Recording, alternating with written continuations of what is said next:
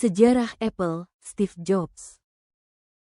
Pada awal 1976, di sebuah garasi kecil milik keluarga Jobs di Cupertino, California, 3 orang Steve Jobs, Steve Wozniak, dan Ronald Wayne memulai sesuatu yang kecil tapi penuh impian. Wozniak, seorang jenius teknologi, merakit komputer sederhana yang kemudian dikenal sebagai Apple. Jobs, dengan kemampuan marketing yang luar biasa, melihat bahwa komputer itu bukan hanya mainan untuk insinyur, tapi bisa jadi alat penting bagi orang biasa. Ronald Wayne hanya sebentar ikut bergabung, karena ia menjual sahamnya tak lama setelah Apple berdiri. Apple I terjual dengan harga $666.66, dan meski tidak banyak unit yang laku, itu cukup untuk memberi modal awal. Setahun kemudian, mereka merilis Apple, sebuah komputer personal dengan tampilan warna yang menarik. Produk ini sukses besar dan menjadikan Apple sebagai pionir di dunia komputer pribadi. Pada tahun 1980, Apple melantai di bursa saham IPO, dan itu adalah salah satu IPO terbesar pada masanya. Jobs dan Wozniak menjadi kaya raya, dan Apple masuk ke peta dunia teknologi. Apple terus berkembang, hingga pada 1984 mereka memperkenalkan produk paling ikonik, Macintosh. Komputer ini memiliki antarmuka grafis, GUI, dengan ikon dan mouse, sesuatu yang revolusioner. Iklan peluncurannya yang berjudul 1984 disutradarai Ridley Scott, masih dianggap salah satu iklan terbaik sepanjang masa. Namun, di balik kesuksesan itu, terjadi perang internal. Jobs, yang dikenal perfeksionis dan keras kepala, berselisih dengan CEO John Sculley. Pada 1985, konflik itu memuncak. Jobs diusir dari perusahaan yang ia dirikan sendiri.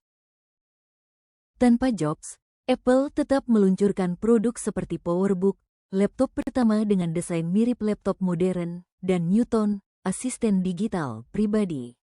Tapi sayangnya, inovasi ini tidak mampu mengalahkan dominasi Microsoft Windows, yang murah dan banyak dipakai di berbagai komputer.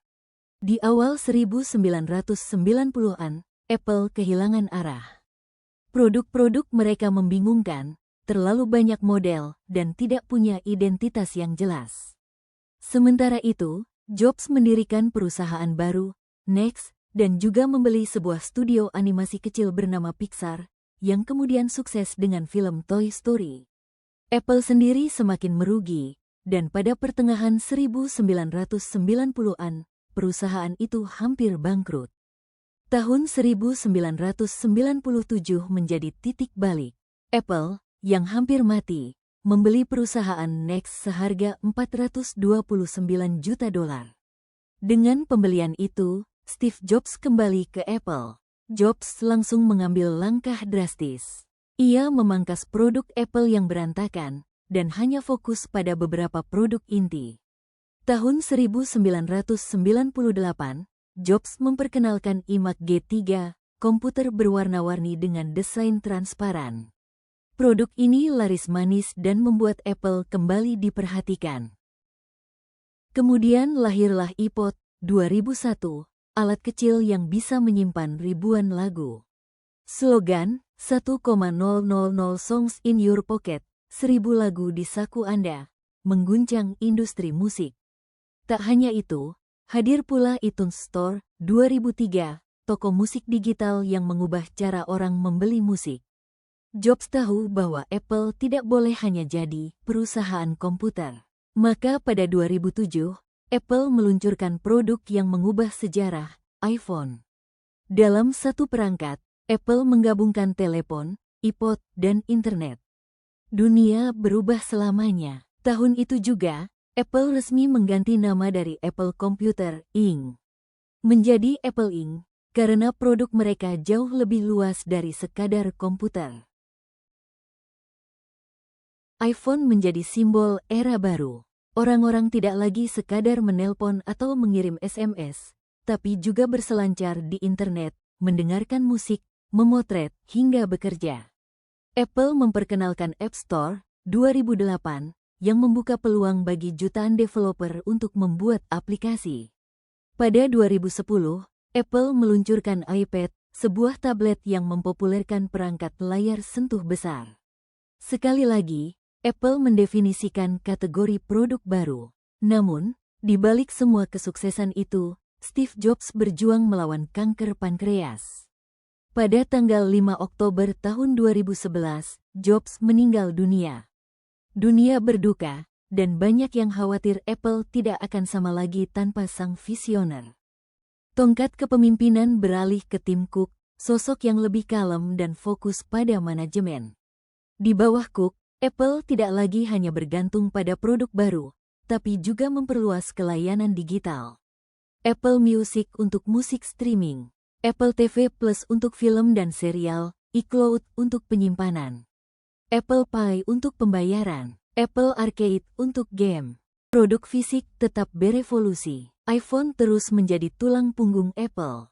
Apple Watch 2015 menjadikan Apple pemimpin pasar perangkat wearable. AirPods 2016 mempopulerkan earphone nirkabel. Apple Silicon 2020 dengan chip M1, M2, M3 membuat Mac lebih kuat dan efisien, sekaligus memutus ketergantungan pada Intel. Kini Apple bahkan melangkah ke masa depan dengan teknologi AR/VR melalui Apple Vision Pro, perangkat mixed reality yang diluncurkan 2023. Rahasia kesuksesan Apple. 1. Fokus pada desain dan pengalaman pengguna produk dibuat agar mudah digunakan siapa saja. 2. Ekosistem tertutup, semua perangkat dan layanan Apple saling terhubung. 3. Branding premium Apple bukan sekadar produk, tapi simbol gaya hidup. 4. Kepemimpinan visioner Jobs dengan ide gila, Cook dengan stabilitas bisnis. 5. Inovasi berkesinambungan selalu menciptakan kategori baru, Mac, iPod, iPhone, iPad, Apple Watch. Kini, Apple adalah perusahaan teknologi terbesar di dunia, dengan kapitalisasi pasar lebih dari $2 triliun.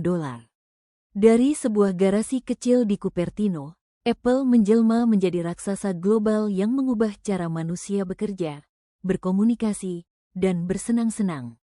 Kisah Apple adalah kisah tentang jatuh bangun, keberanian bermimpi besar, dan keberanian untuk berbeda.